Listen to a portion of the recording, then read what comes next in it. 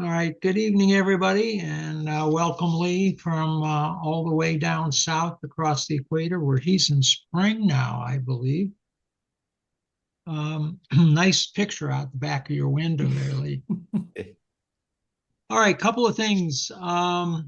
Angel has set tonight as the deadline for the hallway gallery to anybody who wants to bring some pictures in so we can put them up in the hallway. Next Monday, the 8th, Best of the Year with Henry Rowan. And the following Saturday, the 13th, is our Santa shoot. Kim is always looking for help, especially setting up in the morning. I guess she'll be there about 8 o'clock. And we're going to be running the shoot from 10 to 2, unless we extend it like we did last year based on demand.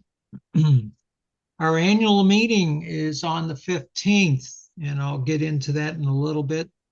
The social hour, thank you, Jenny, is going to begin at 6 p.m. So everybody can come sit around and talk for a while. Maybe we can find some some volunteers for officer positions.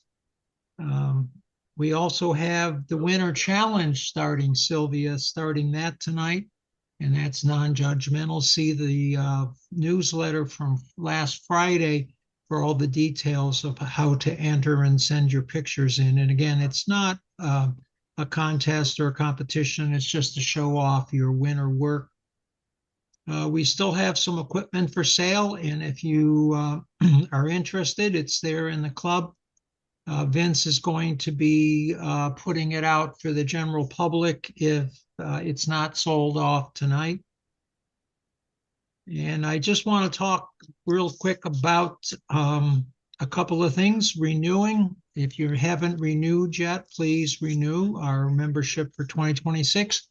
We have not raised the rates. It's still the same $60, which is still a bargain for all that we do.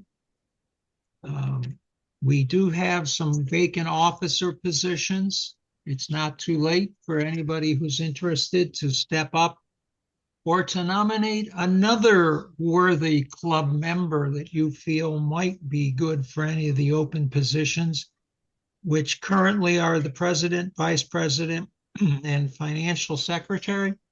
James did step up, as you saw in the newsletter, for recording secretary. So that's one of the key positions that was filled. And thank you, James, for that. Let's see. And finally, I would take a look at, I know it was in the newsletter, take a look at what Vince has put together for next year's third Monday meetings. It's quite a lineup and it looks great. So thank you, Vince, for that. I think I've covered everything other than to say just real quick. I know I'm preaching to the pew and it's the same 30 or 40 people every week who are pretty much active. If you want to become a president, vice president, or the financial secretary, please step up. It's not a lot of work, basically, and it doesn't require any experience, just your willingness to help run the club for the next year.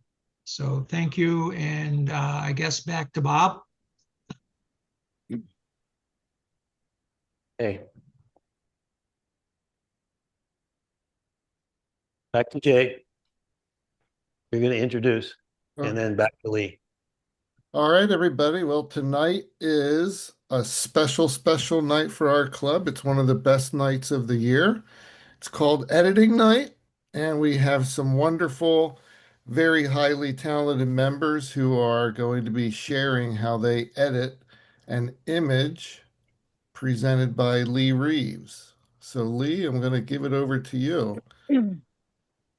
Thanks, Jay. Good morning from Australia. It's 11 a.m. in Melbourne, and it's the second day of summer, although it looks like the last day of winter. 5 of our photographers have kindly agreed to be part of this teaching session, and I hope it will be a teaching session because although these guys are very good, they started off somewhere not so good, and the techniques that they use are not special. They're just following the the tools in Lightroom or Photoshop. Um, we're going to have Val and Ginny and Vince and Dutch and Tom, although I might put Dutch last, seeing we don't know where he is. Now, I hope that screen sharing works.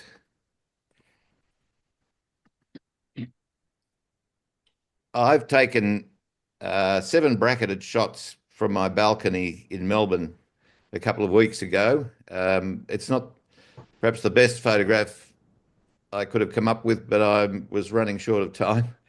And the guys and girls are going to edit these. They can either use all of them and combine them in a HDR, or they can use individual shots and develop them, or even perhaps use 2 or 3 in a HDR. I don't know what they're going to do. They have 15 minutes to work on the photos, and at the end of each edit, we'll open the unmute so that people can ask questions. My lovely wife Cheryl will be the timekeeper, and although she's gorgeous, she's very tough. We're going to give you a 1-minute warning, and then that's it. So first up is Val, but before Val starts, I'll just show you the photos or the bracket. So very dark to start off with, and getting lighter, and that's it. Okay, I'm going to stop screen sharing and pass it to Val. Thanks, Leigh. I just want to know when we're going to get to come and visit there. What a stunning view you have. Like, seriously, I was afraid you were going to say that was your view. And I'm like, man, I'm so jealous.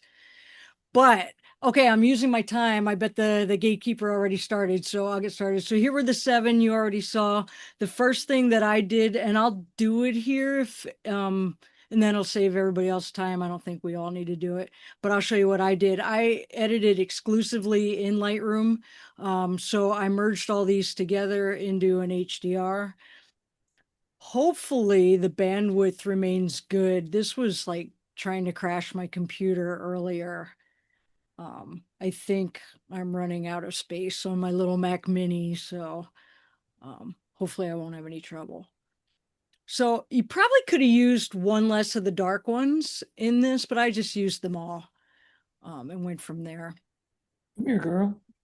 Come here. Come here. And if this takes forever, I'll just switch over because I have an edited one ready to go. In fact,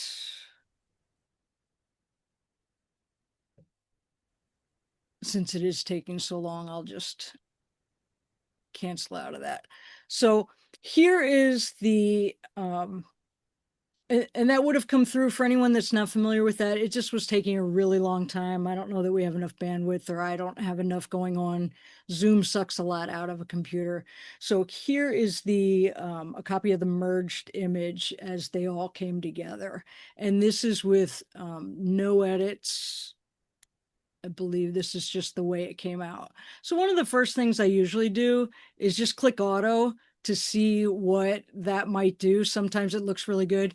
I've probably never seen auto do a more horrendous job on any image in my life. So we undid that pretty quickly. Come on, there you go. So the first thing that I did was actually bring up the exposure a bit. And because I really want to see all the beautiful detail in the marina and everything down below here. So I took that up quite a bit. Now you see, if anybody's unfamiliar with the red is there, let me try and get rid of everybody up here. That's the highlight alert that's telling me I've now lost all the detail in the sky. So I'm going to take down the highlights a bit. If you take them too much, that brings the sky down. So it shows that he really did capture great detail in the entire image. So then the next thing I did, because we can't edit the entire image exactly the same, it's going to really change the sky. So I created a sky mask, and then I inverted it so that I could just work on the foreground here. And so from there, I took the exposure up kind of quite a bit here. And then another thing I did where you see, because he's pointing down from his window, and so the buildings are a little wonky. Let me pop out of this too. That's just bugging me. I went into transform and I just clicked auto, and it straightened out the buildings, but now it did lose a little bit on the side. So I'm going to let Lightroom just constrain that crop. And we did lose a little bit of the image on both sides, but kind of straightened it out. Looks like he's down on a lower floor than maybe he is. But from here, the next thing I did was kind of took up the yellow, the temperature, and warmed up just that lower part down there. You know, I wanted to see the lights. I'm assuming they had like a nice yellow glow to them. And then I also, where is it here? Put in a little clarity, which, see how that not too much goes crazy, but it starts bringing out all the detail in that foreground. So maybe somewhere right around there. And I don't know, maybe a little more yellow. Like, you could warm this up a lot, but I really like kind of the blue because it was, as Leigh said, I don't know if he mentioned it there, but this was before sunrise. So there would definitely be blue in the foreground and then that sky different.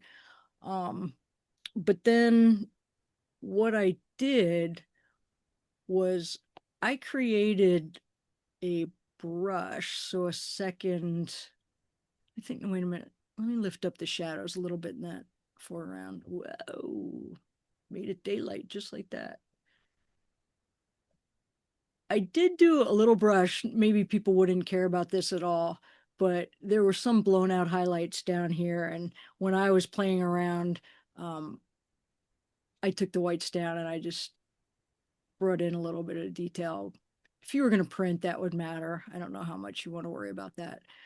And then, oops, I did create, we want to fix this sky up here. We lost some detail. So maybe you could just take down, I created a brush and I'm just gonna kind of brush over here, if it ever goes, and try and bring back some of that detail. Pardon the spinny beach ball. That's what I was having when I was trying to, oh, there it went. And I don't know how much of a delay you guys have. So I kind of like that, which I hope, because now I'm just stuck.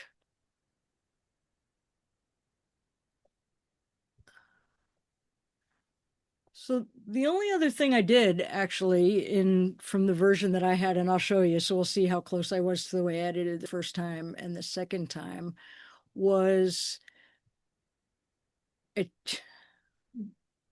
there we go. I tried to do something creative and I didn't like it, but I'm going to show you. So I created a radial filter in the masking, and I was going to try and make it look like the sun was coming up, but I don't know.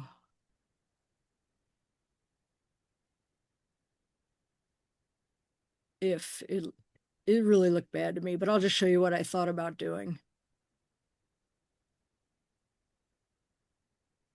You could open up to if there's any questions, even now while it's spinning, but oh, there we go. Because that's pretty much my last step.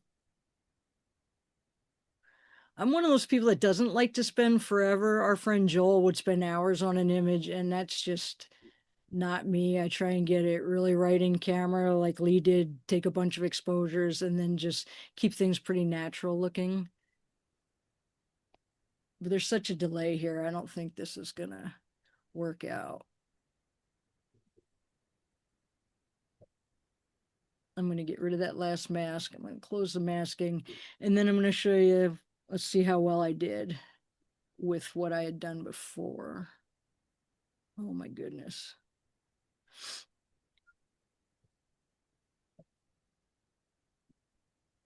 Do we have any questions, anyone, while this is spinning?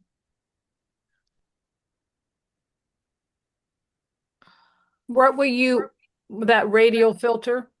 I was going to try and make it like a little sun flare, you know, as if the sun was actually coming up. And were you going to make that warm? What were you going to do to that brush? Yeah, it was going to be warm and a little dehaze, negative dehaze. So it had Okay. that haze as if the sun Gotcha. was glowing there.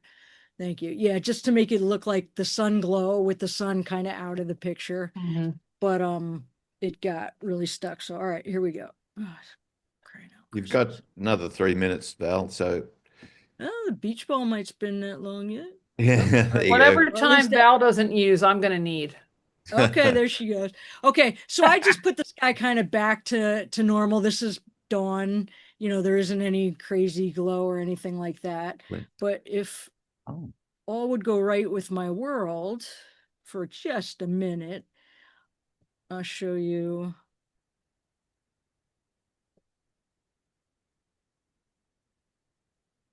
If I did anything different here. Man. I hope everybody else has a pretty powerful computer because this HDR file is huge.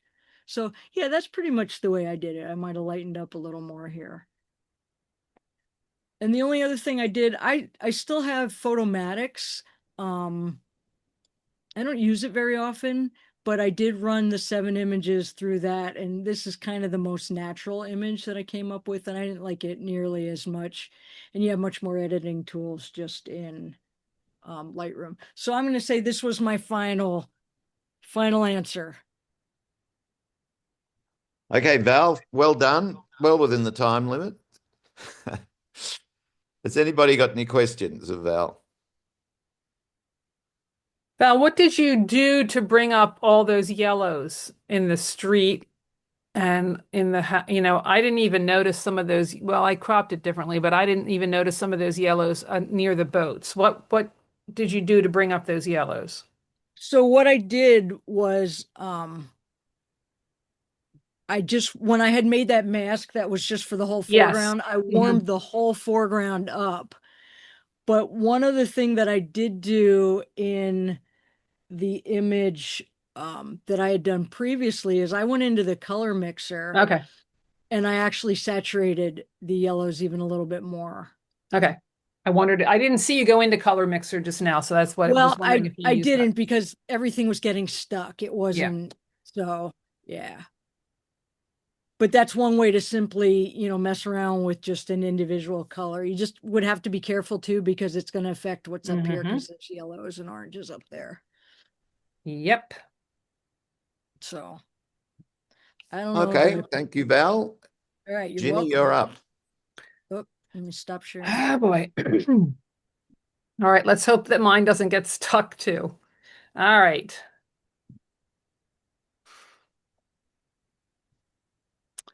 All right, let's bring up Lightroom. And I don't know how to make that go away. So here are all of Leigh's choices. And can you guys see my screen now? Yes. Okay. So I decided to just pick one of them.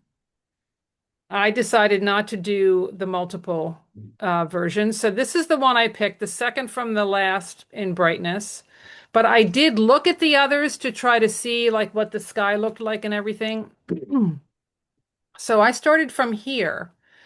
And by the way, I do love the view from your balcony, Leigh. I love it.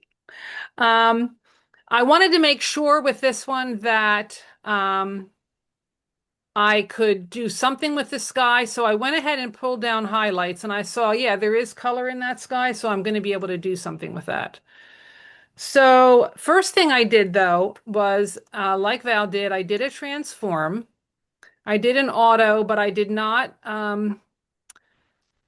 do a constrained crop. And then it wasn't, to me, it wasn't quite right. And so I fiddled with the vertical just a tad and just straightened it up just a teensy bit more like that. Then I decided to me, this looked more like a pano.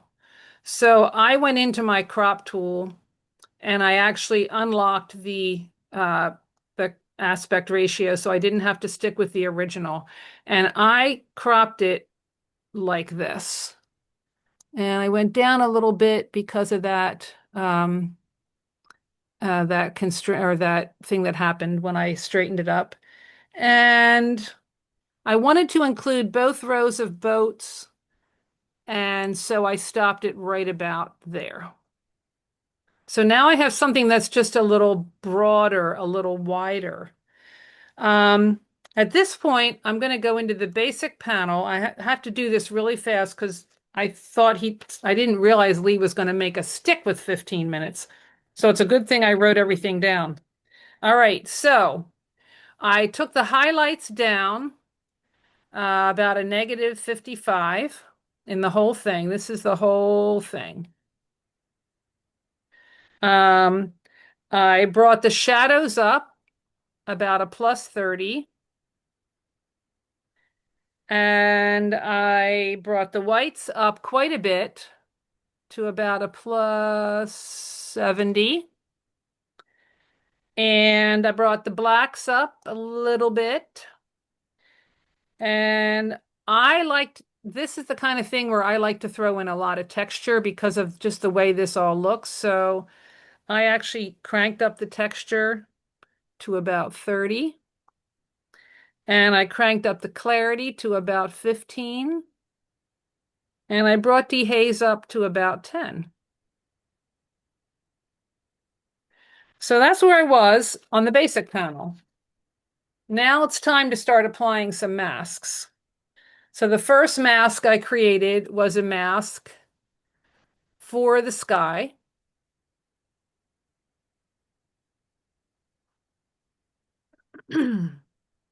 So it did a pretty good job of selecting the sky here. And in the sky, I did bring the highlights down quite a bit, about -73.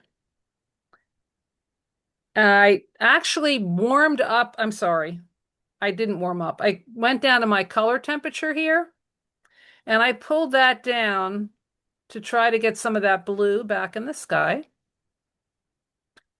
And I actually pulled the tint a little bit over to there too. I increased the saturation in the sky to about a 20, +20. I actually took the clarity down in the sky. And I actually dehazed the sky to about 20. Now, at this point, I can check if I turn on the highlight clipping, nothing is showing up as still clipping highlights in the sky. So I'm feeling pretty good, like I got that to where I wanted it. But having done that, I now see that these mountains back here look a little weird because of what we did to everything else. So I'm going to do a quick edit on the mountains. So I'm going to add a new mask. I'm going to take a brush. I'm going to zoom in so I can move around back here. And I am going to actually bring the highlights all the way down on the mountains and bring the whites down a little bit. And of course, when I was doing this originally, I was fiddling with everything, but I've written it all down now, so I don't need to fiddle. And I do have this set on auto mask, so it should automatically not include the buildings. So I'm just going to do anything that looks like a mountain. Are these actual mountains, Leigh? They're mountains, Yes, right? they are. They're not mountains by your standards, about 2,000 feet high. Well, Oh, there's no mountains in Pottstown, so okay. they are mountains by my standards. Okay. By my standards. Uh, I'm being a little bit messy on this because Lee's, being real picky about this. Oh, well, actually, it's Cheryl. Thanks a lot, Cheryl. Yeah, we'll just do that. Well, you get the idea. All right. Now, if you look at that actually, I know when you're looking at it up close, but now those mountains actually appear like I think they would appear off in the distance at blue hour like this. All right. Now, I'm heading off into the color mixer real quick. And I'm going to mix 4 different colors. I'm going to apply. I'm in the mixer section, not the point color. So over here in mixer, I'm going to take my blue.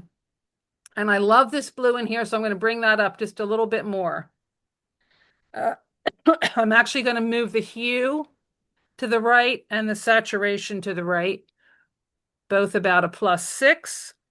And I'm going to bring up the luminance on the blue a little bit to make it shine. I'm going to take the yellow. And remember I said I was looking at the other pictures because I wanted to see what the sky looked like. And this version has made the skyline, the sun in the sky, the sun color in the sky, to me looked too yellow. And the other pictures where it was lower, it was more orange. So I'm going to pull the hue shade of the yellow down a little bit more to make that look a little more orange. Because I like blue and orange together. I'm going to actually go now to the orange. And I'm going to increase the saturation because I like that orange. And I'm going to put the luminance down just a little bit like that. Okay, there we go. And the last color is the red. And that's because this red right here is jumping out at me. And this red, there's some red along the edges of these buildings. And so I really don't want that. So I'm actually going to take the red. I'm going to change the color of the red to make it a little bit more orange. And I'm also going to reduce up, not the luminance, sorry, reduce the saturation. And I'm sort of watching back here where the red was to see if I've sort of solved that red problem. I think yeah, there we go. Okay, everything's sort of snapped in. Now I'm going to go back to this basic panel and I'm just going to increase my saturation because that increases mostly the warm tones just a little bit. And the one last thing I'm going to do here is I'm going to go into my detail and I'm going to pull the masking over all the way.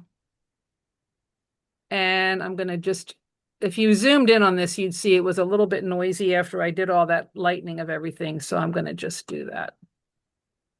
Now, that's my final. Well, it was my final. And then I had an idea of something else I could do. Something fun in Photoshop. So before I move over to Photoshop, though, to do this other thing that I want to do, I need to make this even a little longer like that. All right, well, we'll have to fix that in a minute. So we're going to do this. And we're going to say photo, edit in Photoshop. I'm going to do this super fast. So you may or may not be able to. Oh, I see what I've done here. I see what I've done.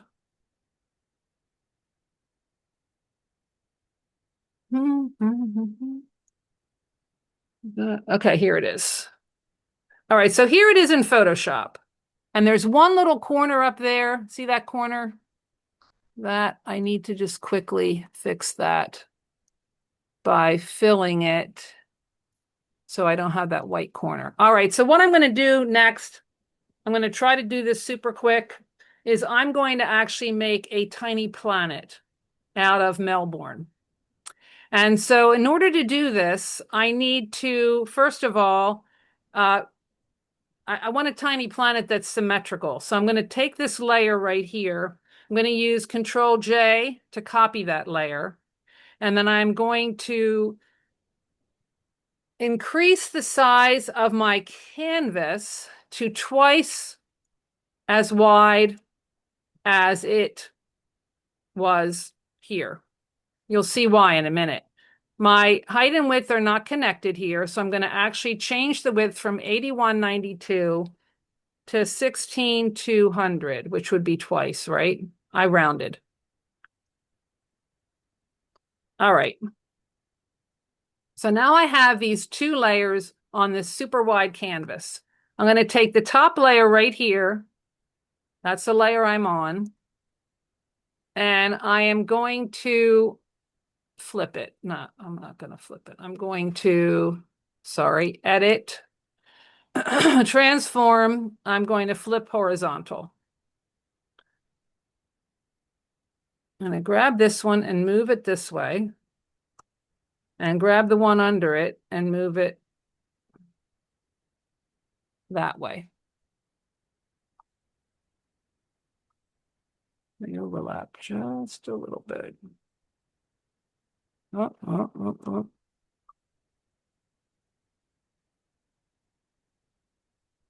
All right, so now you've got this super wide and symmetrical image.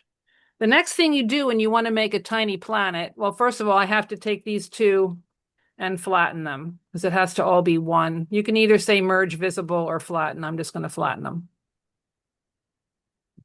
All right, now I have to take this and I have to squish it. I have to squish it into a square. So I need to say image, image size, and I'm going to make sure this is unhooked. I'm going to take the height and make it the same as the width. And it's going to squish it. Doesn't that look cool so far? Now I'm going to take that image and I'm going to rotate it upside down like this. How am I doing on time, Cheryl? You've got 18, well, you've got 1:18. I need more than that. Well, maybe I'll be fast. Okay. Don't count that part where I was talking there. Okay, now Okay. Here comes the magic. Here's where we turn this into a tiny planet. So we're going to go into filter. We're going to go into distort and polar coordinates. 1 minute. Stop it, Cheryl. 1 minute. Polar coordinates. You want to do rectangular to polar.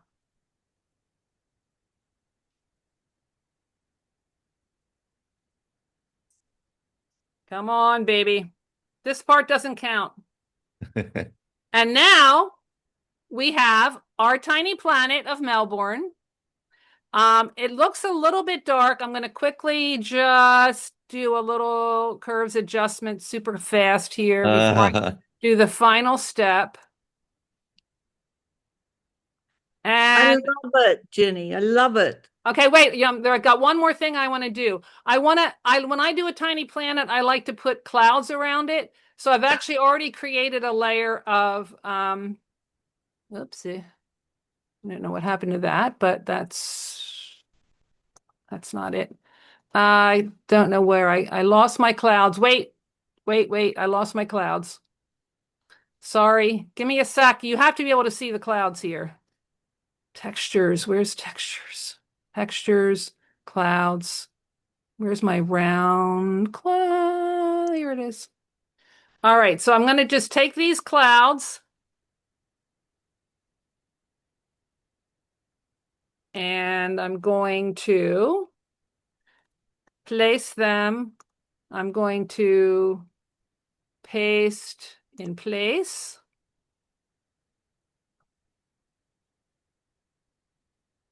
Come on, clouds, hurry up. I'm going to actually make this lighten mode and bring it down to about 57%. I'm going to throw a mask on that, get a black brush, and reveal Melbourne beneath the clouds. hook. And just sort of reveal this beautiful city. And well, we're going to have to stop there because my time is up. But there you go. Excellent. That is fantastic, Ginny. That's- Right out of left field. It's just, I it's had to try something different. I was all settled on just the pano, and then I just decided I had to do something else. So there we go. Jenny, when you made the very wide pano, how did you squish it into that round circle? Ah, okay. So when you had the wide pano, uh, you simply go up here to image and say image size. Uh-huh. And it was okay. yeah, it was 16,200 width, and it was height was like 8,000 something. I just simply changed the height. If this is on, it changes them both together. But if this is turned off, it only changes the one you're changing. A lot of times you want to make the new size to be the same ratio, but I did not. So I unhooked that, and then I changed this height, which had been 8,000 to 16,000. Does that make sense? Yes. Yeah. I tried doing it without, you can make a tiny planet without doing the symmetrical thing first. But in this particular image, the sky over here was so much different than the sky over here. And the skyline, if you tried to squish this around, this would be connecting to nothing over here. And it just wouldn't work as a tiny planet. So yeah. Does anybody else have questions? I can give people the instructions for Tiny Planet if it's something you'd like to try. I'd like that. I would, Ginny. All right. All right. So there's my final one. And at this point, I would just save it and it would pop back over into Lightroom as that. And then you could even do more editing on it once it comes back over to Lightroom if you want to. It's a pretty big file because you have these layers. But it would pop back over. Okay, should I stop sharing? Yes, thank you, Ginny. I think it's going to make Melbourne's congestion problems a lot worse, though. Yeah, I think it would. All right, Vince, your turn.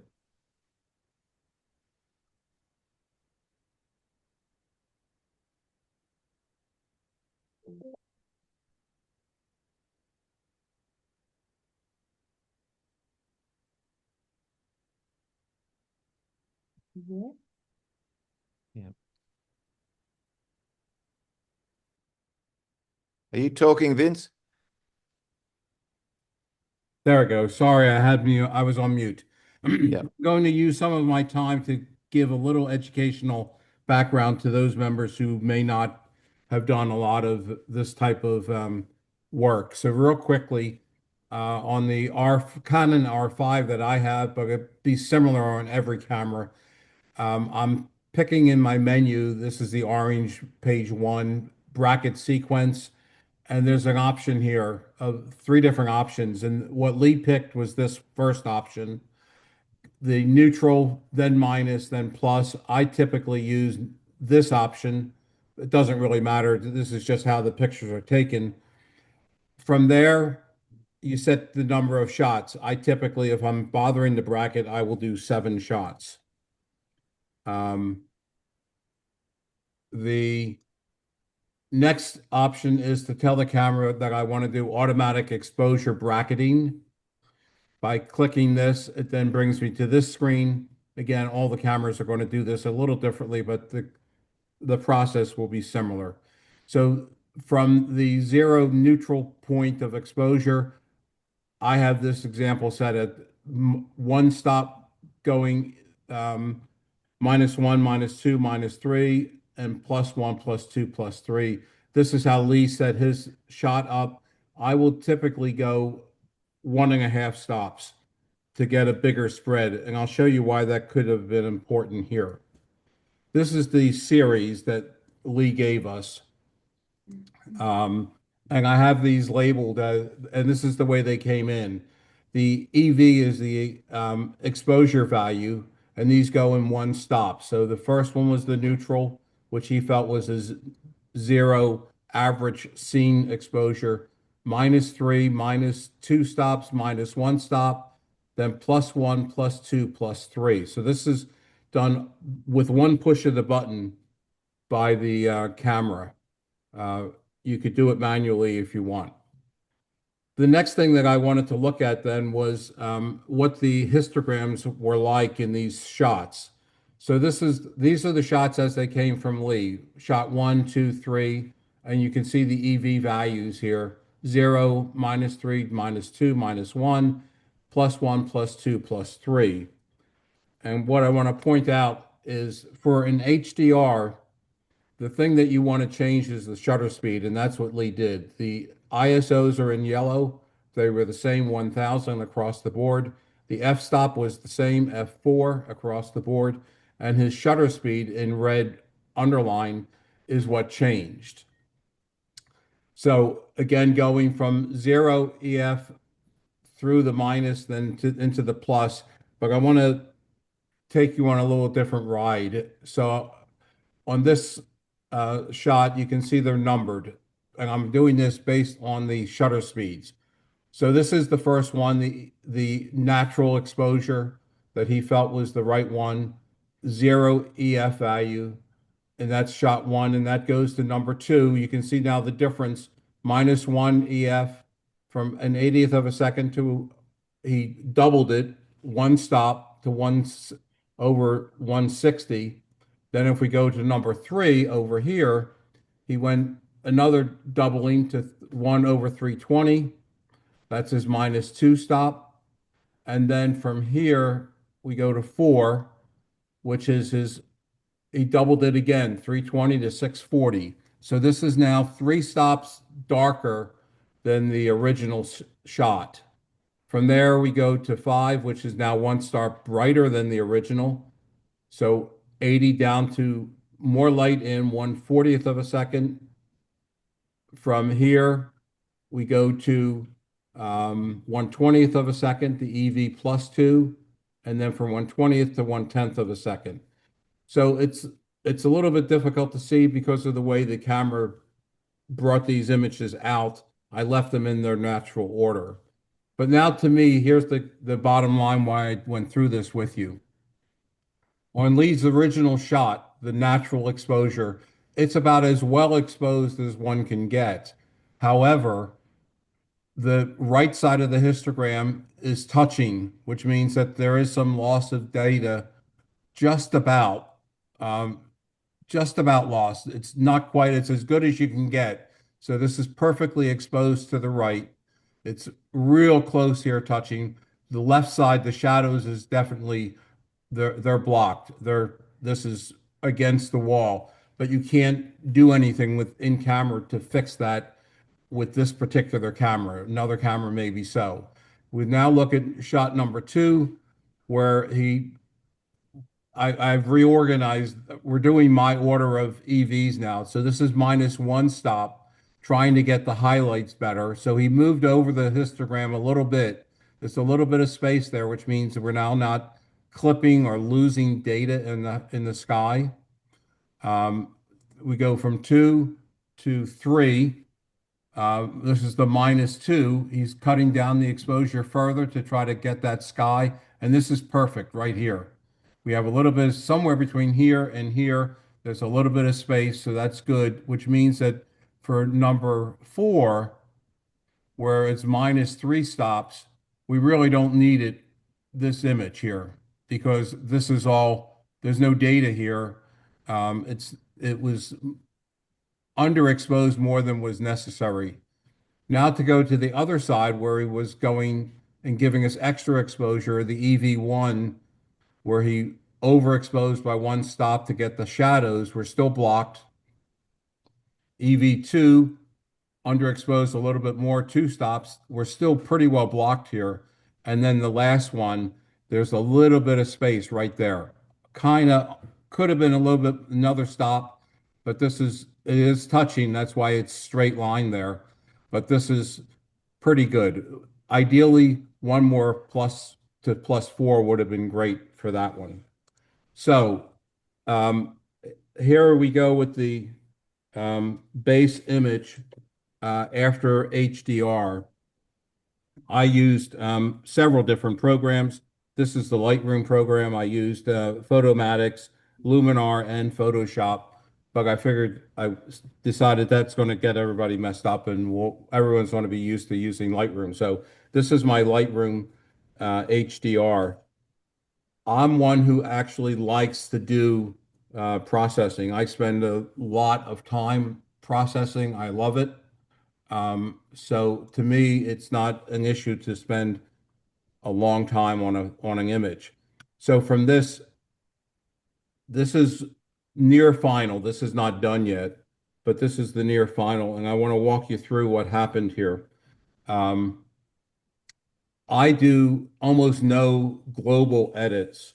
I did 3 global edits at the very end. This image was crafted with masking. I have 16 masks that are um, local masking, and I'm going to very quickly run through. And what I've done is I've labeled the masking to allow you to see what I did. And we'll turn on the overlay to just show you the area. I divide typically the sky, and then I do an invert like Val did. Um, with my sky mask, I found that there was a lot of bleeding onto the buildings when I did the sky mask. Val didn't seem to have that issue. I had bleeding, and what I did was I intersected the sky with a luminance range mask, which meant that I set the luminance to where I wanted the luminance to be using this slider. And wherever that luminance detail matched the sky, that's the part that was affected. And for that, and I won't go through all of my changes, but I decreased the highlights and increased the dehaze sum to get the sky where I felt I wanted it at that point in time. And I did go back and make another adjustment on it. I inverted the mask, that sky luminance mask, um, to then work on the areas below, which is down in here. And this is kind of global, but it really isn't because the sky's not part of it. But you can see I've increased the highlights, which is how I was controlling the exposure as opposed to the exposure slider. And what I've done now with a lot of these masks is basically dodge and burn. And Cheryl, I need to know when I have 5 minutes. So I've increased the 5 now. okay. Highlights and shadows were increased. And with that, I'm going to have to go a little bit faster. But you can see, I want to show you how I've done selective local masking. Um, so the water for upper water, I used an object for that. The lower water here, and this was a little more complicated with object selections and the brush to get me that. I did not want the lower water to have the same luminance as the upper water. The dock looked a little dark to me, so I worked on that with a brush and brought that up a little bit with the shadows. The tower on the right, this was kind of interesting. This is a radial gradient for this tower. And then I used the brush to brush out some of the area I did not want that area. So it was the left half of the brush, sorry, left half of the luminance. Sorry, the left half of the radial mask is what was affected.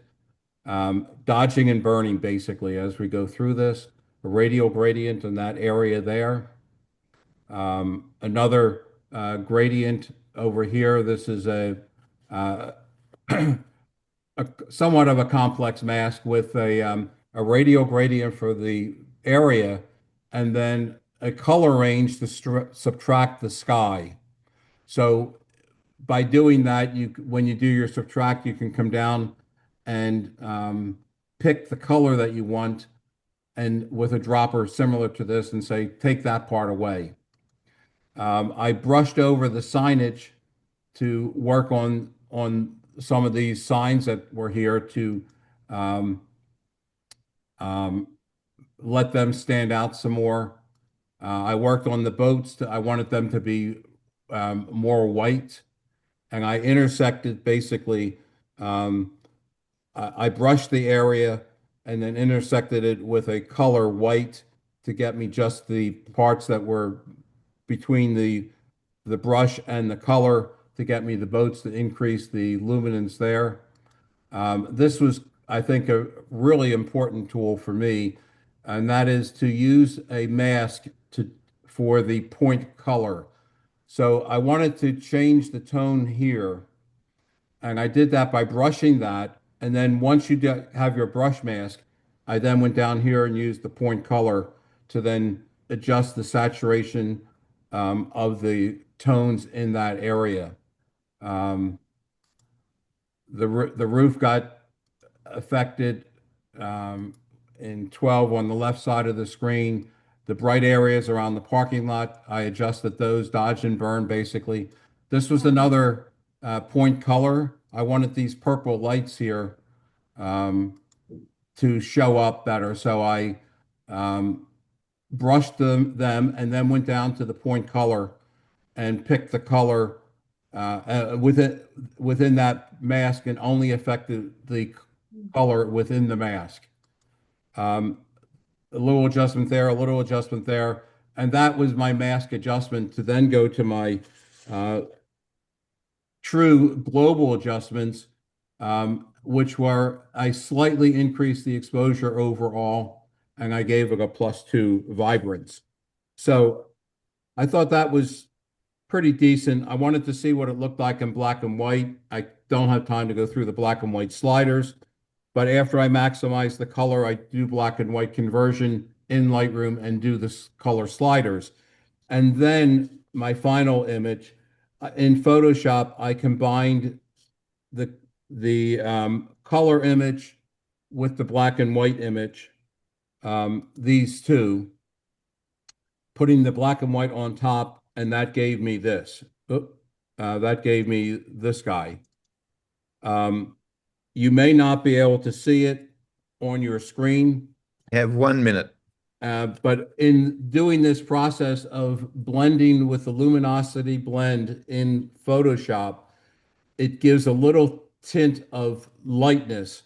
It lifts the boats are lifted, the buildings are lifted. It gives a little bit of punch, and I have found that blend in Photoshop using here, if you want to take a quick screenshot of that or not, decreased opacity of the black layer, and then the luminosity mask. And if we combine or look at my last image with the one that is not done that way, this is the one that has the luminosity blend with black and white. This is the one without. I did not lift all of this because this was a very early morning sky. The city was dark, but there's a little bit of punch that the black and white gave to this image in my mind, and it's evident on my computer screen. I don't know if it's evident on your screen or not. And with that, I think I should be done. So that is my final image. Questions? Thanks, Vince. I mean, just some very interesting things coming out of this editing session, I think. I hope other people agree with me. I've never heard of that technique, but I'll have to get you to teach me. But I agree that it looks closer to reality. My the only little glitch is that there's a bright spot between two buildings in the middle towards the right, which is obviously a bit of sky left behind from one of your masks. You mean right there? No, across a bit further to the right. Keep going. There, a bit just between those two buildings there. Ah, yes. I spotted that when I flipped the mask up and I tried to flip the mask off real fast. I missed that somehow. You're right, Lee. That needs to be fixed. So one of my, I was using my luminance and my color range up there and somehow that got missed. So that is correct. But I think the blending of the black and white with the color is something new for me. And I really think it is of benefit. I hope you can see the I can difference. see that. I think it really makes a difference, Vince. That's neat. Yeah. Vince, does the black and white go on top of the color Yes. or okay, Right there, Julie. This is the okay. color. This is the black and white. The black and white, you adjust the opacity to where you think it's works. Um, so it's not getting rid of the color. So I was mainly concentrating on the sky as I adjusted the opacity. And then once I got that where I wanted, I changed the blend mode to luminosity. So the brighter parts from the black and white were allowed to take precedent, which is then why we got the combo that we got. Hey, Would this Vince. How work long did well it, on Vince, how long did it take you to do all those edits? Oh, it's a little embarrassing to tell you, but I well over an hour or three. Okay. So do you get up and walk away and come back and reevaluate, or do It you was do done it over all in 4 one days. sitting? It was a minimum of, it was 2 big sittings and then at least 3 other tweaks as I thought of the other things I wanted to do. Obviously, these other slides took me a fair amount of time, but the real time was in getting the image to where I felt that I had something that was worthy of Leigh's beautiful scene and perfectly shot series. But I mean, to pick up the little purple lights is what I wanted. In my global edit, just to real quickly say this, my global edits at the very end, I did denoise it. Vibrance was +2, and I did a point color on the green. I missed the green right there. It didn't come through, so that was a real, I didn't do a mask. I picked that green. It was the only green, so I didn't have to mask it. And I did change white balance, Lee. I went to cloudy, and I went through all the white balances, but cloudy increased the warmth through here that Val was going after as well. So the cloudy is a 7500, and when you send it through, is 5450. I also straightened it out back here. This was crooked. And one last thing, then I'll shut up. The um, perspective was off, as was indicated, and I fixed that. I do a guided perspective control. So I made straight lines here and one of the other buildings. And that's what I did. Hey, Vince. So, yes. On your black and white, are you doing a just standard black and white conversion, or are you picking one of the profiles for black and white? It looks like I do it strictly in either Lightroom or Photoshop. Although I have the Nick collection, out of curiosity, I brought this into Nick and played with it. But I liked what I had better. so you're picking just black and white conversion. Yes, and Yep. And I then do you that- fiddle with the let's- sliders then, the color sliders. Exactly, but I don't do that until after I have this was my color image. Then once it's all fixed, then I go to my black and white and adjust my sliders, and you can see the sliders are right there. If we, since Julie raised the question, I have this actually, oh, I already have it opened in Photoshop. So here are the layers, Julie. Here's the color. There's the black and white on top, the opacity 34, and the luminosity. And if you raise the opacity, if you affect the opacity, you can really change the coloring. If I go back to normal here, and you bring the opacity all the way up. Now this layer's completely 100%, so it's all black and white. So adjusting the opacity of the black and white allows me to pick where I want to stop. Vince, does this technique just work on dark photos, or do you have it in reverse on light photos?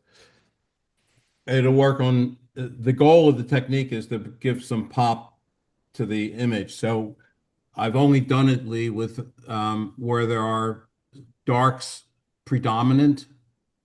But I think it could work on either way. I'll try it the other way. It looks like one of the main things it does is clean up your color cast that you have in the shadows to bring out some detail. Like that black and white conversion looks nice and neutral and flat throughout the tonal range. So that's helping bring out those mid to 3/4 tone shadows. And then it also feels like it's cleaning up that any kind of color cast in there. So that's pretty cool.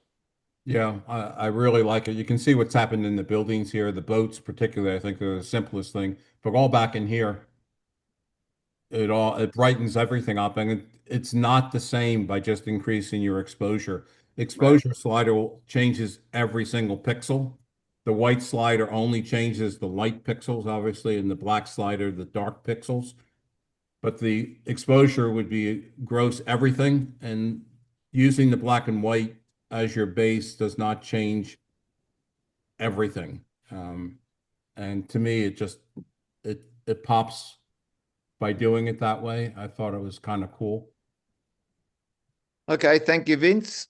My pleasure. Thank you so much, Lee. Okay. Okay, next one is Tom. So, Tom, you're ready to roll. There he is. I didn't know that I was up next. Hang on 1 minute. I gotta move. But I'll be ready. Great, Tom. Well, it was supposed to be Dutch, but he's not. I'm not sure that he's here, so I Didn't appear, did he? Yeah. I think I'm going to call Dutch because I'm concerned. I see Dutch's name on the screen. Maybe he's with his phone. Anyway, Tom, Wait, we'll wait. dub you in. Angel's ready to say something. Dutch is here in the office, in the club. Dutch is in the house. Okay, That's but we'll great. go ahead with Tom anyway. So thank you, Tom. Okay, I'll continue then. Yes. Okay, hang on, let me get shared.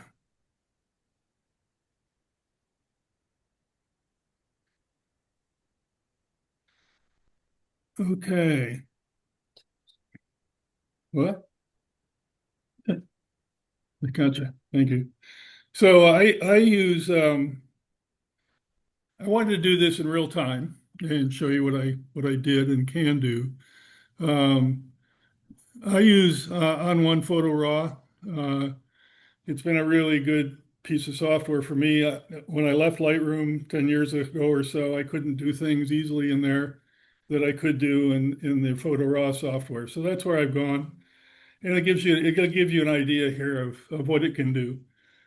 So the first thing I did was I took all 7 images and I could create an HDR. I'll give it a second.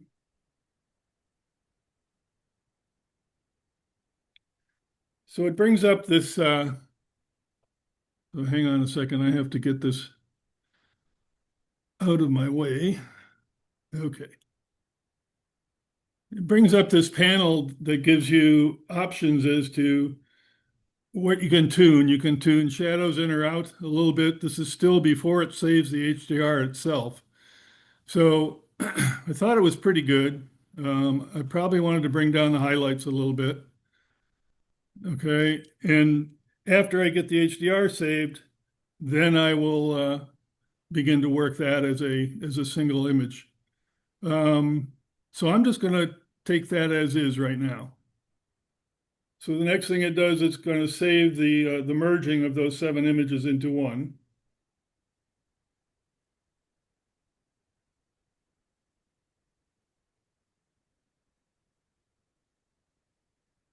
Let me get rid of this.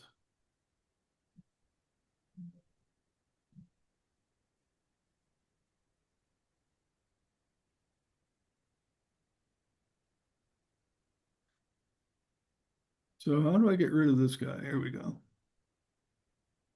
There we go. So this is then the image that I begin to work with. And the first thing I typically like to do is to look at the histogram and see where we are, and I can determine what's blown out or what's not blown out. And actually, it looks fairly good in terms of the merged image. I usually like to get a good black in there. That's that the blue color shows where it's totally black. But I usually like to have at least some area in the image that is a dead black because it gives the image something to work from. From the other end, from the white end, it's you can't really touch the whites at all. It's already where it needs to be, and in fact, probably bring down the highlights just a little bit at this point in time. So that's what I had. The next thing I did was to straighten out the image. So we'll go to transform, and I just did it by hand.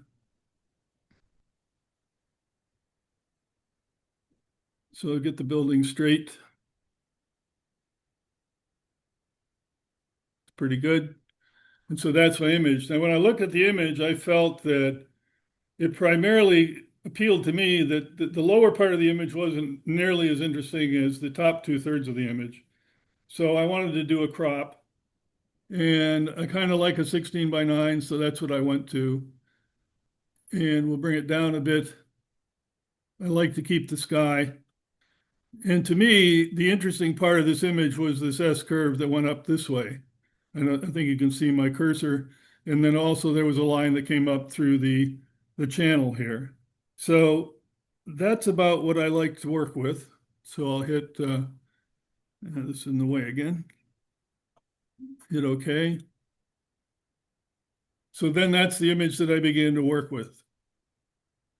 The next thing I did was to, let me get up further, go back to the tone, and play a little bit with the shadows. I like to bring those up slightly, a little bit of the midtones. And I don't want it to get too unnatural looking because I really like the blue hour type cast of this. So the next thing and I felt that was pretty good. I like to get the colors kind of right first. The next thing I wanted to do was to maybe get a mask for the sky. Wrong click. So there's the sky. And I want to put in an adjustment using curves. I tend to like to use curves when I begin playing with different areas of the image because I can do it visually. And what I want to do is bring the sky down a little bit. And I can do that with the curves fairly easily. And if I check I'm still not clipping in this area over here, the bright area. So to me, that was pretty good layer there and effects that work there. So I'll go back to the development area. So this is looking pretty good to me. The next thing I like to do was to put in a couple other layers or filters called. So I'm going to add a filter, and in On One they call it dynamic contrast. In Lightroom it's called I forgot now, but it tones up parts of the image. If I bring this up a little bit, oops, oh, I did a baddie. Okay, we go back to view. And I'm going to add some dynamic contrast, which I did. If I turn it off, you can probably see, hang on, if I turn it off, that's off, that's on. It gives a little pop. The nice thing about the dynamic contrast is you can work with the small, medium, and large frequencies in the image to kind of tune it up. To me, that looks reasonable. I mean, I can turn the opacity on and off in this, but I think that's good. So I'm going to leave it as is. Go back to the original. Then I would probably play a little bit more. One other thing I like to do in most images is I like to put a vignette on it. And there's a big soft vignette, and that's too much. But if I bring it back up to start that 0 and I bring it down just a little bit, I kind of like the feel it brings you into the image a little bit, I feel. And so now I readjust my midtones a little bit. And a little bit of shadows, probably a little too much. I don't want it to look unnatural. And I think that was pretty much it for the image. So to me, let me go put that in full screen. That was a pretty decent, 5 minutes of work on a nice image. The next thing that I typically like to do is to play around a little bit with let me get it back to there. I like to play around a little bit with different crops. And so the easiest thing to do is to create a version, and I can do that by a click here, and it's working right here, creating another version of the same version. It's copying this image that we were working on over to this one, and it'll bring it up in a second. There we go. And I thought this area in here had some pretty interesting elements to it. So if I bring up a crop, and actually I thought the square crop, something like about here, although I like to keep a little bit of this coming in down here on the right, crossing over, oops, that was me. Coming up, crossing over and coming up this way was an interesting, keeps getting in the way, crop. So I played around a bit with that crop. And that was, I can take the vignette. I think I might slightly darken that a little bit around the edges. Something like that. And frankly, that's about what I did. Could I finish on that? And that's it. That's what I Thanks, did. Tom. That's it's really interesting that the different things that people see and bring out, like in yours, and I didn't notice on the others. There's a boardwalk on the right side of the Yarra with a lot of lights along the edge, and Right. your edit seems to have really brought that out. And I Yeah, also I like yeah, that curve through the image. I thought that was yeah, really yeah, nice. yeah. Well, I like that too, and the other one as well, which I wouldn't have Yeah. seen. Would you? I was going to say, would you consider lightening that first curve? But really, it's pretty obvious, so Well, let probably me no see. need. See what we can do. The first curve, you mean down here in the lower right? Yeah, that one. Well, there's a way to do that. If I go over here and I add an adjustment, and I just call it lighten. And sometimes this is the easiest, quickest way, and it's very difficult to tell that it's can't. So I have a very up here, a very low, or let me put this back on full screen. Hang on a second. Keeps getting in the way. There we go. The opacity of this brush is it's very low, so that I can take it down here. I'm sorry, I'm on my laptop, and the controls are a little different. And I just take a paint along here, and it's really low. Let's turn it up a little bit.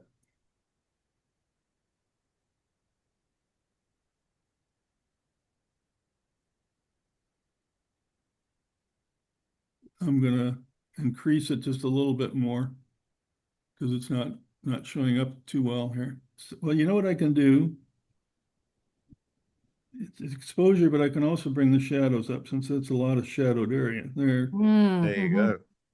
Okay. So something like that it allows you to paint through the image a little bit, Yep. and bring out some areas that you might want to focus on. Just, your eye comes across there. Yep. This way. Yeah. So that's an easy thing you can do with this software. And you could create a mask and get really really fine in that, but I find if I take a brush and up here, the feather is at 100%. So if I had brought the feather down to something like this, you see how in the middle there, you see the brush is pretty solid with a pretty defined edge. But if I keep everything up at the feather at 100%, then it's 100% right in the middle and it goes to 0 on the outside. So you're given a fair amount of latitude as to where you might want to brush in a little bit, like those lights down there, maybe a little bit up here. And you can begin to paint into the image. And remember, your eye is going to go where things are lighter, typically, unless you've got the reverse. Yeah. Meg was pointing out that you come up the canal and it keeps going all the way up to, actually goes up to that little cloud right there. Yeah. So it's an interesting image. Thank you very much, Tom. Has anybody got any questions? I like seeing how this other software works. It does a lot of the same things as Lightroom. It's just what you're used to, but it's funny because I also tried a lot of different things. I tried a square crop that was very similar to yours, Tom. Yeah. And I saw those same neat shapes. So I'm so glad somebody decided to do a square crop. Yeah. I just find this software works for me. And they keep improving it every year. It has a noise processing built in and so on that you can use. I didn't use it on this image. It really didn't need it. But it has a lot of things combined that I can do all in one place with a lot of power. And I'm one that finds it difficult to spend more than 15 minutes on the image. So that's what we got. Thank you. Yeah.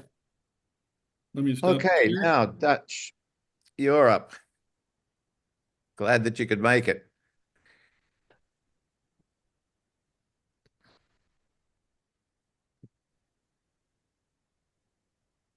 Maybe. Dutch, I'm trying to turn. Oops, there you are. audio is on. Sounds I like think there's Santa a cell Claus. phone on at the Goggle Works on the Zoom. You can't sit back here. Oh, I can't sit back here. Have to go up front. While we're waiting for Dutch, I think it's really cool that we have 29 on the Zoom plus the people at the Goggle Works. Great turnout.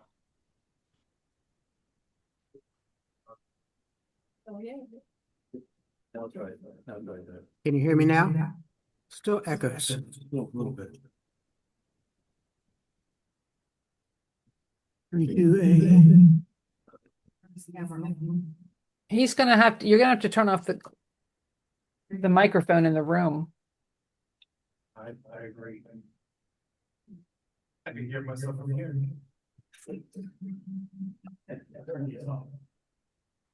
That's your microphone is great. You know where it's at?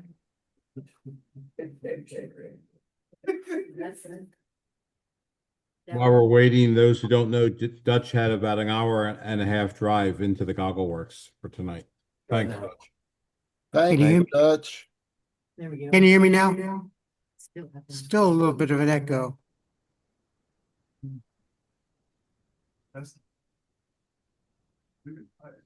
Bob, is there a cell phone on? No, Dutch is on his own computer. Can you hear me now? Does this work? No. No. No, they can't hear me, I guess. Do what Jenny said.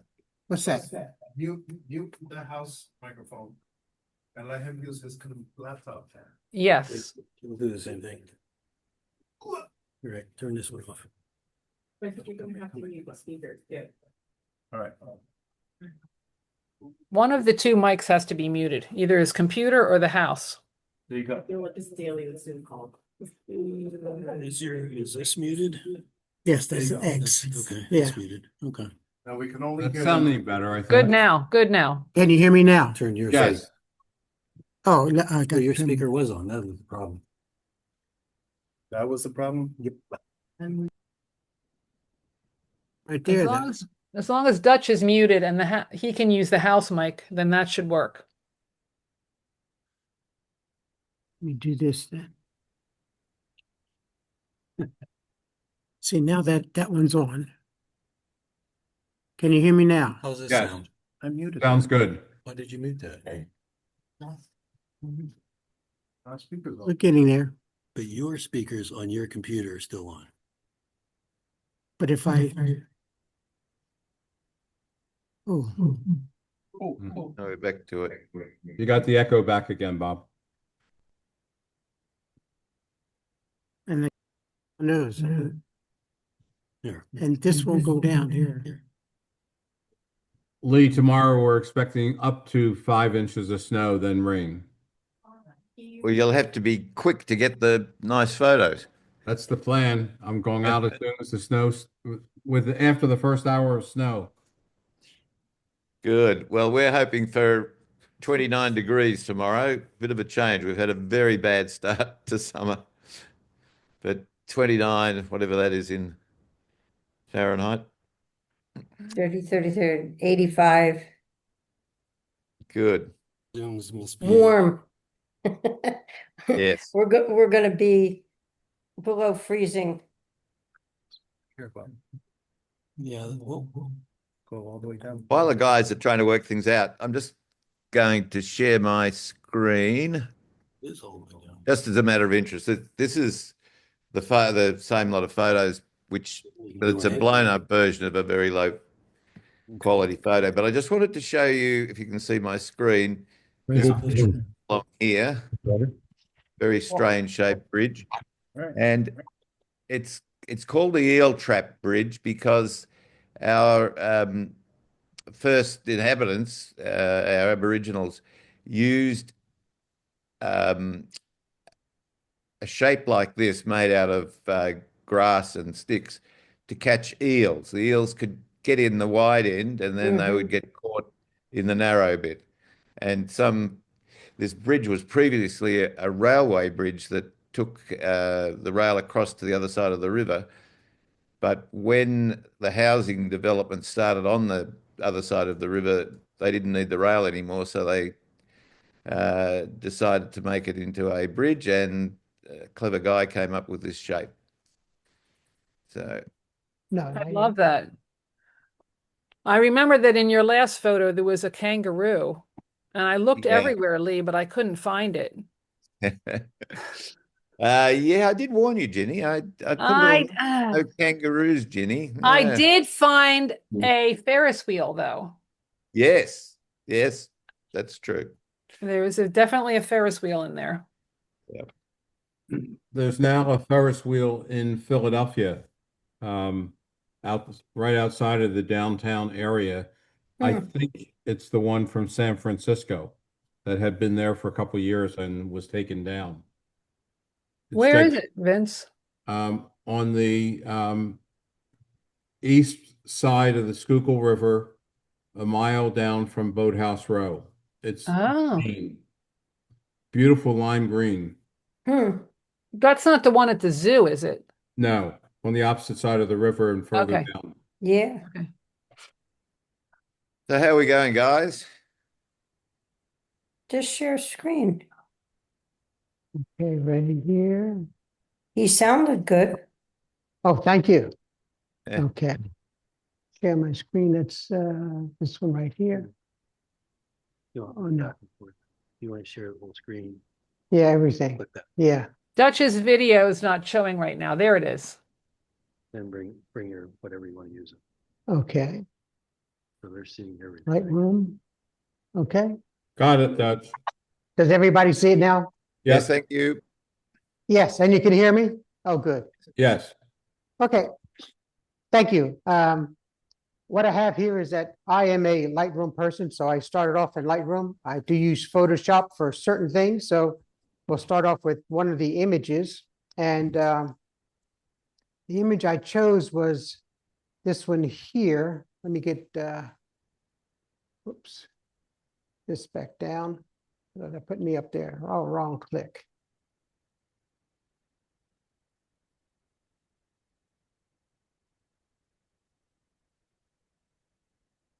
I've got to reduce this. There it is. And I go through the normal things in Photoshop. starting off with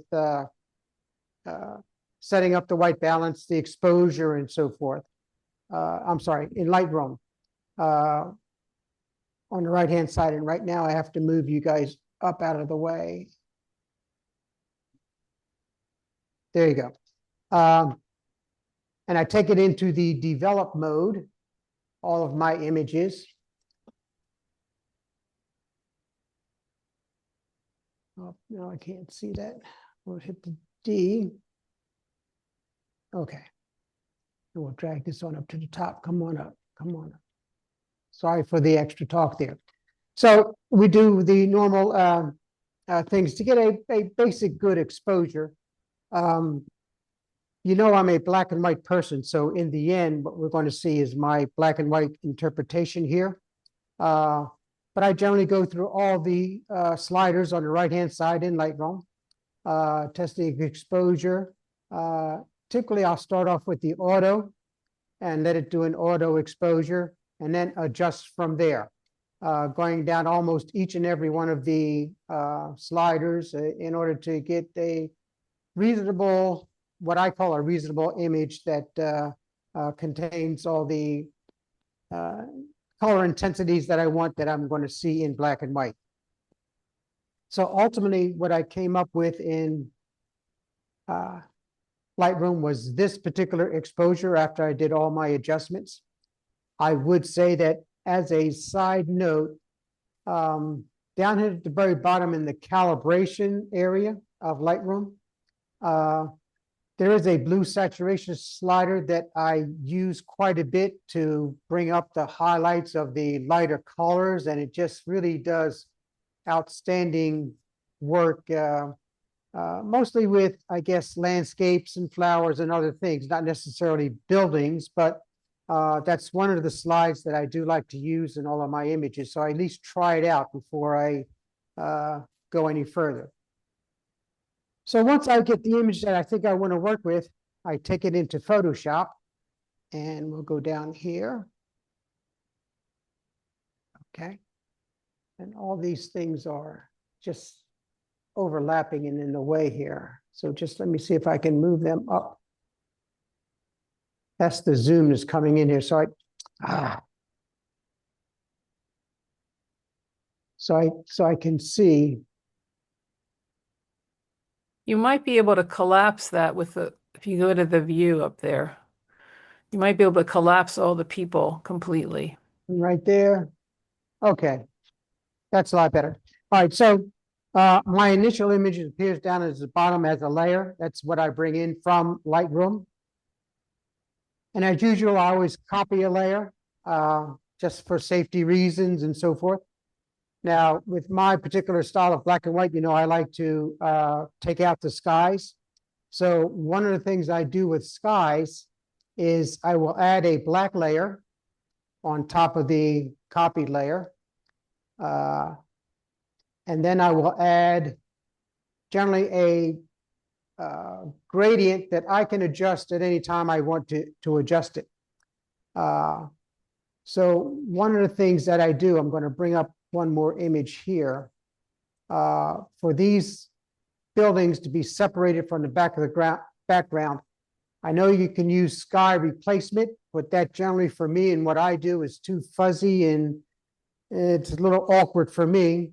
So what I do is that I create paths, and that's done with the pen tool. And ultimately, what you'll see here, I'm going to enlarge it. Control plus, plus, plus, plus, plus, plus, plus. And whoops, not too fast. And I bring it on down, and you'll see the blue line that's going across and up and around each one of these buildings. You know, you can't see that up there.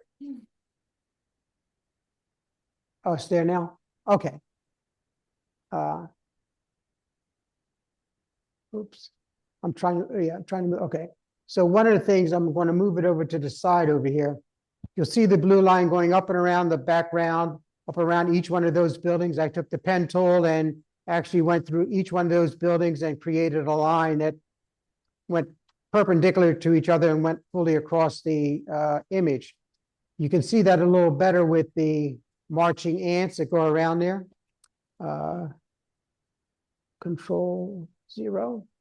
So that's how I separate out my sky. Now, I save each one of these paths so I can modify it later if I want to or whatever.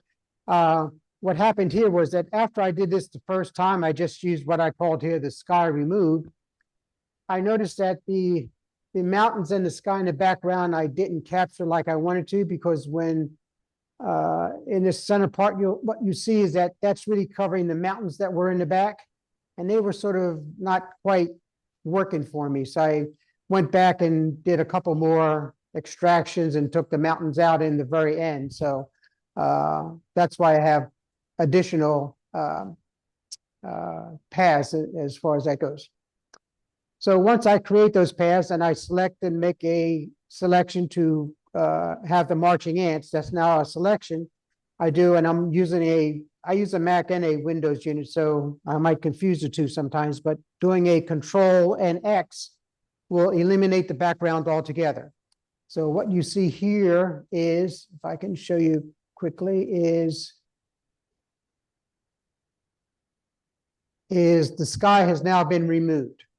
So we're going to eliminate those marching ants, but that's how I took out the sky in the background. But then I go back to the layer below is where I added in a gradient. So with the gradient, one of the things I can do is I can choose, come on, let me scroll this up a little bit. I'm using a diamond gradient, and this is a solid gradient that goes from black to white. And right now it's in the diamond shape. And what I'll do is eliminate this image here. Oops. Let me eliminate so I can show you how that works. It's in the diamond shape, but I can use either a reflected shape or a radial shape, which is more like a moon, and set the scale. And that's what brings it up and down. So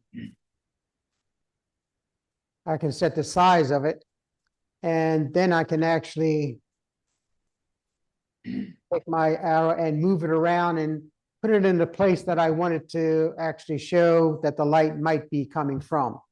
So typically that's how I put my backgrounds in there. One of the other ways I also do that, I'm going to say cancel, is, and I have to move this out the way to deselect, select, deselect, okay.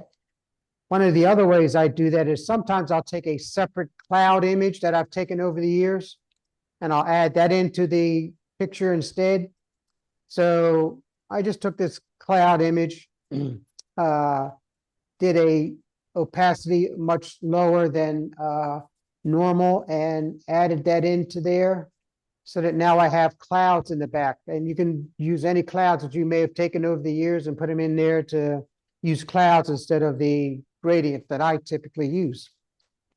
Once I've done that, I will go back and I'll merge those layers together so that I can now take them into my other favorite program, which is the Nick collection, the Silver Effects.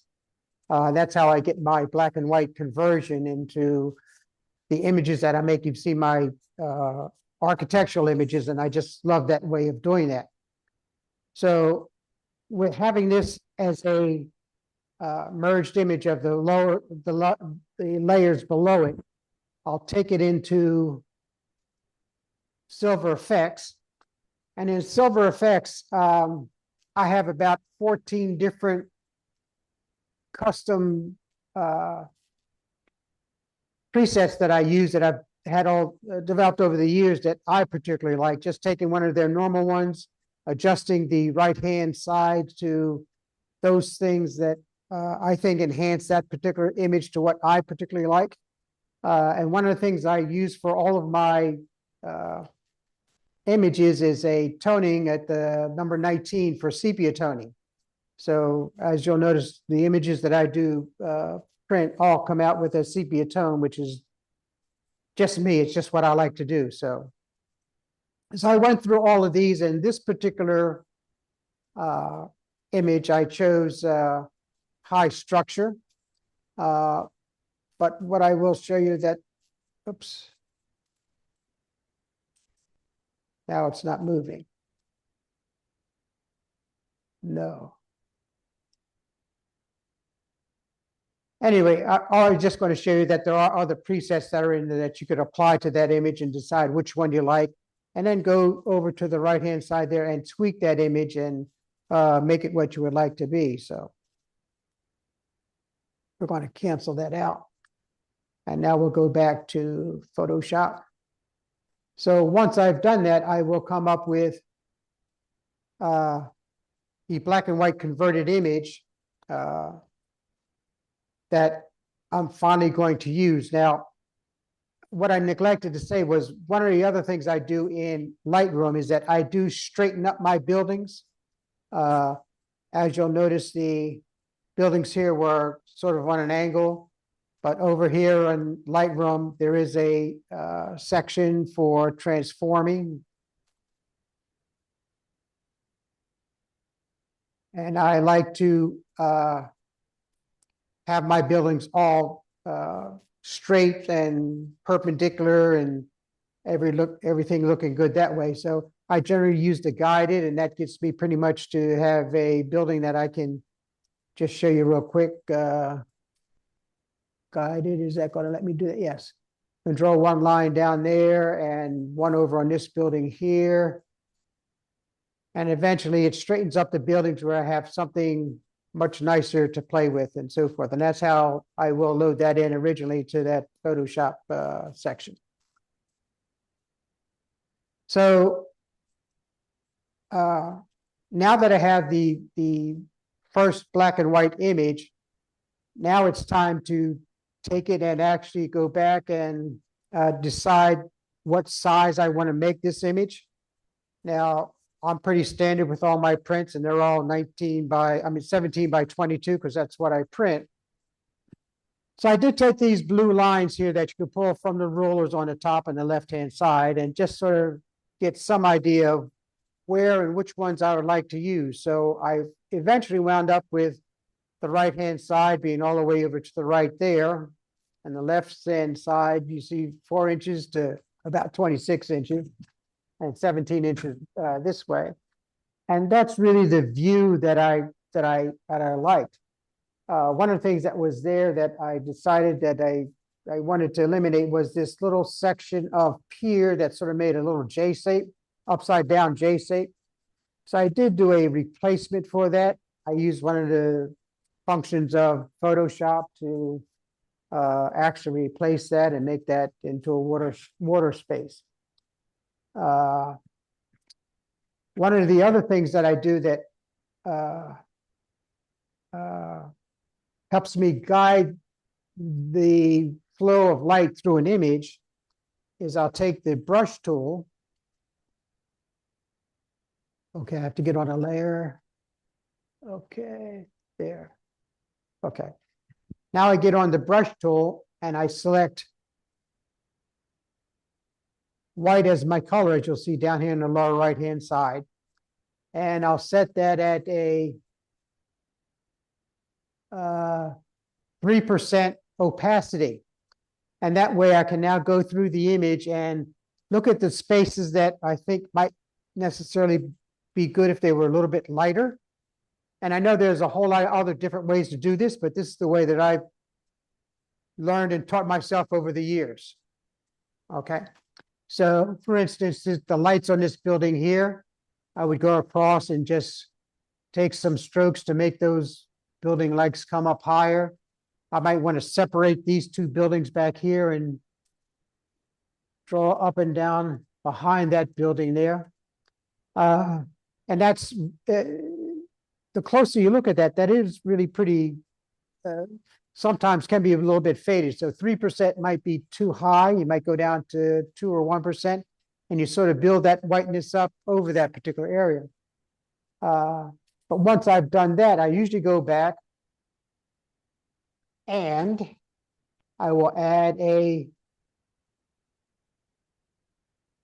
curves, and I'll either make a selection just for that building using the pen tool, or I'll do the entire image and just go back and sort of readjust and see what I feel looks good without blowing out any of the highlights or lowlights. So it tends to tone some of that, I guess, paintbrush white that I just did, and gives it a little more contrast in that particular area. One of the other things I will go back and mention is that you can put your own, like I say, I lost the image, but these are just individual skies that I created, that I added, and you'll see them in here as different skies. So if I use that one instead, does that make it the other sky? Yeah, I think that's the other sky that I decided to use back there before I changed it to black and white. So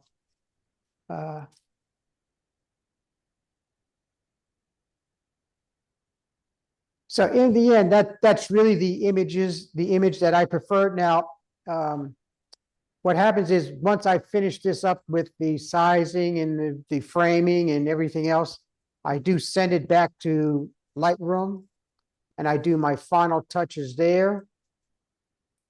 Come on. There it is. Okay. And when I come back into Lightroom this way, after I've taken out the extra spare pier that was down there and so forth, and lightened up the lights on this particular building, like I said.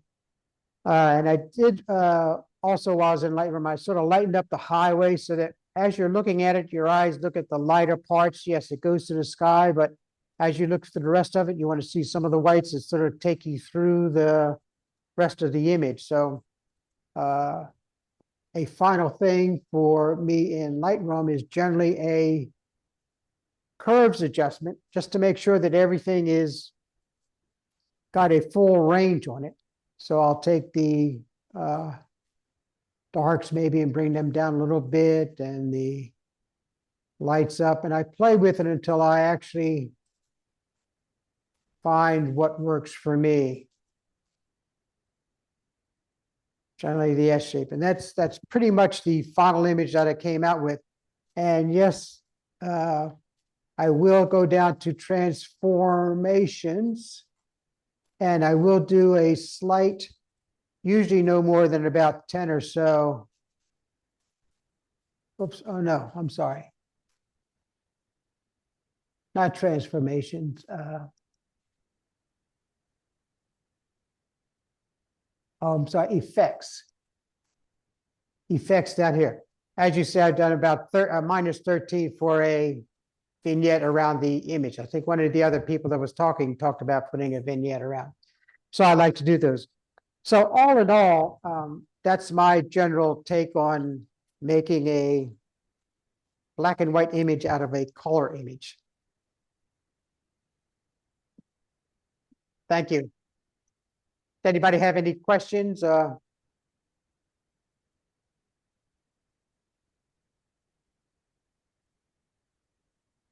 I had my mic off. Oh, there they are. Yes. Okay. Dutch, thank you. As always, your interpretation is quite different to the others, and that's good. The only thing is that this final image looks a bit apocalyptic, and I'm just wondering if I should move. Pretty scary looking. I think you're good for about another 10 years. I would Okay. good for 10. All right. Any questions?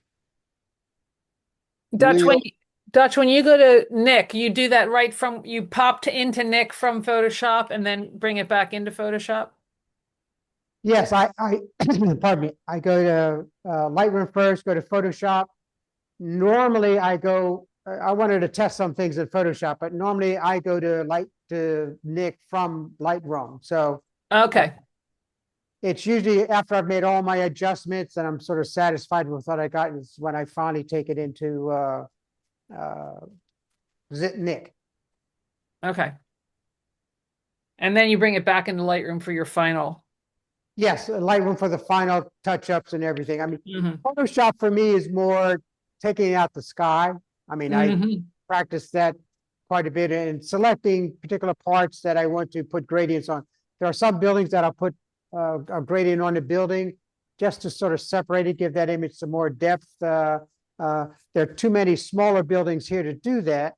But that's one of the reasons I go into Photoshop. Otherwise, Lightroom is the place for me. Okay. Dutch, with the path, does it kind of auto mask or stick onto the buildings, or do you have to have a really steady hand to get the straight lines? Oh, it's a matter of training. What took me to get through those buildings was about 10 minutes of time, and it's a tap of the pen tool. I can't use a mouse for that. It's a Right. tap of the pen tool on each one of those angles, and there were probably about 200 that I had to do to get across that skyline. But having done it so often, you really get good at and making the image large enough so you can see it. Yeah. I enlarge it so I can see those particular spots, and it just gets easier and easier each time I do that. So That's good. Any other questions? This would be a really fun in-person workshop at the Goggle Works. Have I'm not everybody coming. have everybody come in and work with everybody on these different techniques. That would be neat. I agree with All you, right. Jay. I'd like to thank all the participants. We won't call them victims, for their work. I know that they only had 15 minutes here, but I know they all spent a lot longer perfecting their techniques, and I, for one, appreciate it. So thank you. Yeah, thank you, Leigh, and thank you, everybody. Yeah, it was great. I really loved it. I would like each of you people who participated to send your final image to me so that I can put them on our Facebook and on our newsletter. okay, sounds good. Thanks, Okay. Leigh. Good event. Okay. Thank you, Thanks, Leigh. That everybody. was That a was lot great. of fun. Good. I'm pleased. All right, have a good night, everyone. Night. Bye. Good Lee, night. let me know when I can come visit. Anytime, Val. March is the best time, but And anytime. Leigh, speaking of the apocalypse, I heard Australia is the safest place to be in case of a nuclear holocaust. Well, it depends where. Australia's a big place. I guess if you sit right in the center in the desert, you should be pretty safe. Yeah. But do they Okay. have zombies there? Not till afterwards. Oh, great. Okay. Thank you. Bye. Great. Bye, everybody.